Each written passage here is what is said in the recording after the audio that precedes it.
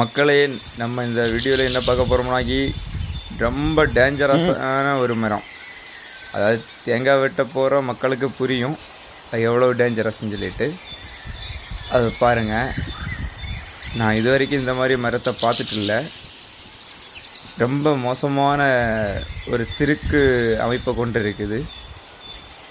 முடிஞ்ச அளவுக்கு ஒரு அண்ணன் ஏறி தேங்காய் பறிக்கிறாங்க, அதுதான் வீடியோ எடுத்து போடுறேன். இந்த மாதிரி அனுபவங்கள் இருந்துனாக்கி கமெண்ட் பண்ணுங்கள் ஃப்ரெண்ட்ஸ்.